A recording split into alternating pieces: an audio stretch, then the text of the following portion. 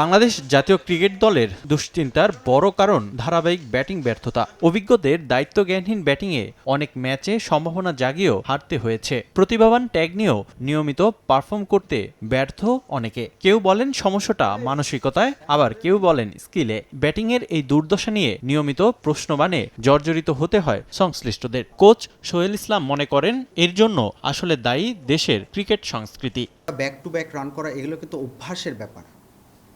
এটা এমন না যে এক টেস্টে আমি 2টা 100 মারছি বলে পরের ইনিংসে আমি রান করতে পারবো না। ইন্ডিয়াতে দেখেন বা যেখানে আসলে ডোমেস্টিক ক্রিকেট খুব কম্পিটিটিভ হয়, সেখানে একটা রান বা 100 200 একটা রান কোনো আসলে ব্যাপার না। আমাদের দেখা যায় যে একটা রান করলাম, আমরা মেন্টালি প্লেয়াররাও স্যাটিসফাইড হয়ে যায়, কোচরা, আপনারা।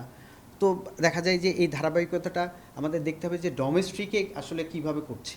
অস্ট্রেলিয়া সফরের আগে চট্টগ্রামে সাদা বলের জন্য প্রস্তুতি নিচ্ছে বাংলাদেশ এ দল। আর ঢাকায় কোচ সোহেলের অধীনে নিজেদের ঝালিয়ে নিচ্ছেন মুশফিক, মুমিনুল, সালমানরা। উদ্দেশ্য নভেম্বরে আয়ারল্যান্ডের বিপক্ষে টেস্ট সিরিজের প্রস্তুতি। লাল বলের প্রস্তুতির পাশাপাশি সাদা বল নিয়েও কাজ করছেন তারা। লাল বলের ক্ষেত্রে এখন আমার অনেক সময় আছে, তো আমরা চিন্তা করছি যে টেকনিকটাকে কীভাবে আরও ডেভেলপ করা যায়, সেই স্কিলগুলো কীভাবে আসলে বাড়ানো যায়, সেইগুলা ধরে তার এদেরও যখন আসলে টেস্ট খেলতে যাবে তার আগে জানেন যে এনসিএলের 4 ডে ম্যাচ শুরু হয়ে যাবে, তো ওই প্রিপারেশনটা তারা ওই সময় নেবে। তো ওই সময় যদি না থাকতো তাহলে আমরাই আসলে 2-1টা প্র্যাকটিস ম্যাচ অ্যারেঞ্জ করতাম যেন ওই প্রিপারেশনটা নিয়ে সে ঢুকতে পারে।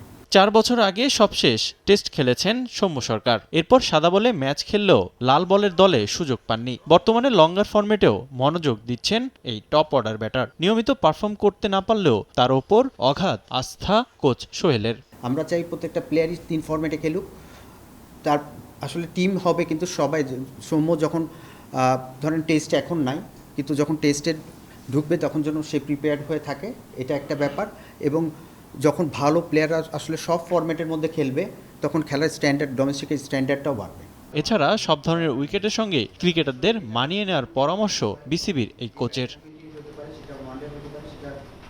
রিফাতুল ইসলাম মিরন, সময় সংবাদ, ঢাকা।